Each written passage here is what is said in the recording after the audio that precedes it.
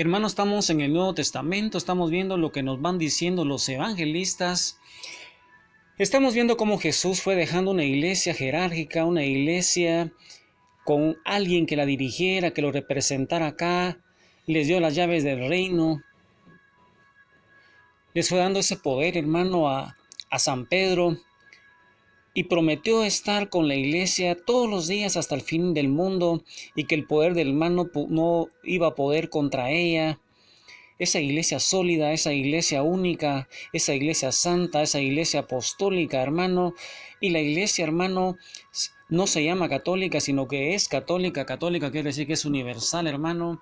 Lo que creen los chinos, creemos también nosotros, hermano. Nuestra iglesia es una porque Jesús fundó una iglesia que es el arca de la salvación. Él quiso que a través de ese nuevo pueblo de Dios, todas las personas, además de los judíos, los gentiles, hermano, aquellos que no teníamos raza judía, creyéramos un día por esa predicación apostólica. Y por eso, hermano, damos gracias a Dios, porque en un concilio, hermano, allá por el siglo V, allá por el año 493-94, nuestros obispos en concilio, hermano, dijeron que 4 evangelios eran inspirados por el Espíritu Santo, eran de inspiración divina, y que tenían aquellos criterios, hermano, ¿te recuerdas? Para que entrara un escrito al canon de las Escrituras. Entonces, hermano, vimos en la predicación pasada que Jesús trataba de pasar inadvertido, y yo te hacía esa pregunta: ¿por qué, hermano, tenía que haber un momento oportuno para la muerte de Jesús? Y Jesús va pasando pasando inadvertido, cruzando en bote de un lado para el otro, va caminando por campos en vez de carreteras, exige a las personas que va sanando que no le digan a nadie quién es Él, va silenciando a los demonios que también lo reconocen como el Hijo de Dios. A los apóstoles les dijo después de la confesión de San Pedro que no dijeran a nadie que Él era el Mesías, y lo hace así porque si se declara rey bajo el reinado de los romanos, dicen los exégetas, hermanos, los exégetas son aquellos encargados de interpretar las escrituras a través de los tiempos. Dice que para que se declara rey bajo el reinado de los romanos, si él así lo hiciera, hermano, en tiempo de Pilato, lo iban a matar, lo cual terminó sucediendo. Por eso la inscripción en la cruz del Calvario, hermano, decía rey de los judíos. Según los romanos, esa era la causa de la muerte, porque él se hacía pasar como el rey de los judíos, decían los romanos. Y entonces esa era la manera por la cual él pasaba y trataba de pasar inadvertido, para que no lo mataran los romanos todavía, hasta que llegara su hora, como le dijo Jesús a María Santísima, que todavía no había llegado su hora. ¿Por qué entonces Jesús va posponiendo la muerte varias veces, hermano? Jesús no estaba aún listo para morir, pero no era que no estuviera listo anímicamente hablando, pues él en San Juan 10:18, hermano, él mismo dijo que nadie le quitaba la vida, sino que él la entregaría. No puede morir aún porque no viene simplemente a morir. Jesús, hermano, no vino simplemente a morir, como lo dirá San Lucas 4:43, sino que vino a restablecer el reino de Israel. Y mira, hermano, cómo San Lucas 4:43 nos dice a nosotros: yo tengo que anunciar también a las otras ciudades la buena nueva del reino de Dios, porque para eso he sido enviado. Palabra del Señor. Mira, hermano, San Lucas 4:43, cómo nos va poniendo en la pluma de San Lucas, nos va poniendo las palabras de Jesús. Por eso antes nos había dado la ley o constitución del reino, hermano. Ahí en San Mateo 5-7, ahí está la ley o la constitución de ese reino de Dios que vino a formar Él, y que en la iglesia terrenal, ahí ese será el reino terrenal, que es la iglesia. En ese sermón de la montaña dio primero la ley y después fue formando a 12 apóstoles que representan, hermano, las 12 tribus de Israel, para restablecer ese reino. Y ahora deja arreglada la sucesión con esos textos de San Mateo 16, hermano, va dejando arreglada la sucesión apostólica, el vicario o primer ministro que gobernará el reino hasta que él regrese. Mateo habla del reino para que los judíos, hermano, recuerda que las personas que les hablaba predominantemente San Mateo eran judíos que habían aceptado el cristianismo, eran la comunidad de San Mateo, hermano. Le va hablando del reino para que estos judíos se entendieran bien.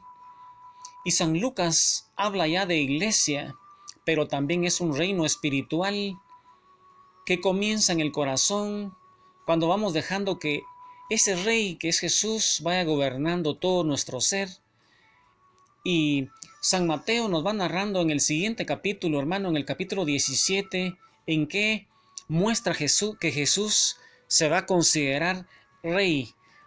Saca tu Biblia, hermano, San Mateo 17, 24 al 27, y ahí San Mateo 17 nos va a decir a nosotros lo siguiente. Al volver a Cafarnaúm,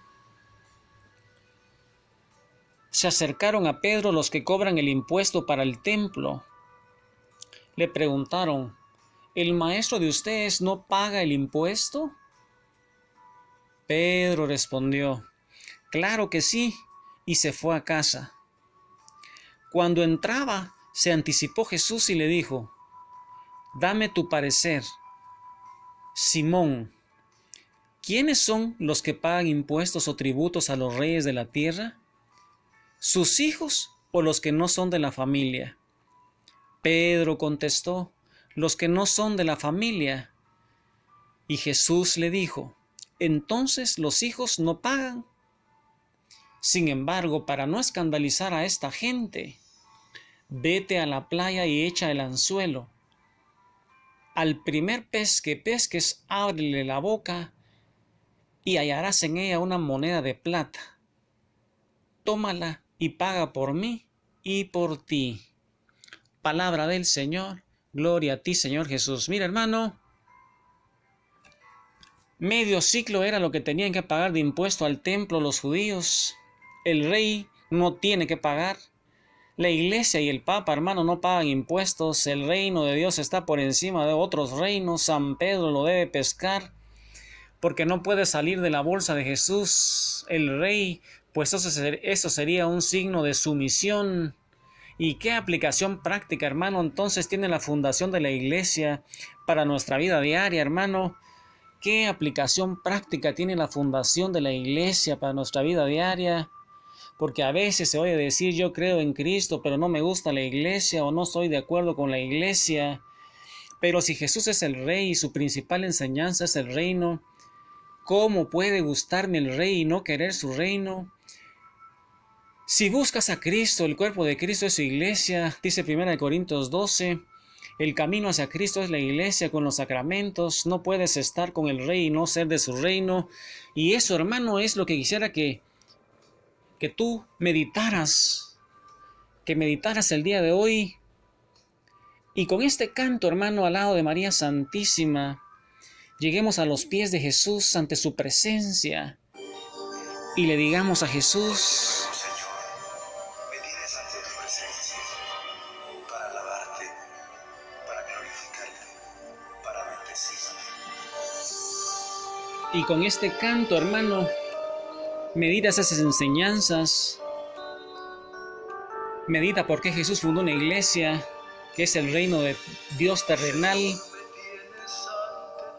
y tú no puedes rechazar ese reino y solamente aceptar al Rey, porque esa sería una contradicción. Con María Santísima, entonces, sigue meditando el rosario, sigue meditando las Escrituras y entra al cenáculo del corazón de María Santísima, que es el arca de la nueva alianza, que le está preparando el camino del Señor, para que llenos del Espíritu Santo en el corazón inmaculado de María Santísima podamos predicar las palabras con señales, milagros y prodigios. Y con este canto, hermano, medita las Escrituras.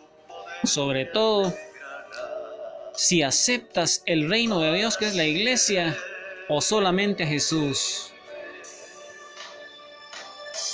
Hoy, Señor Jesús, urge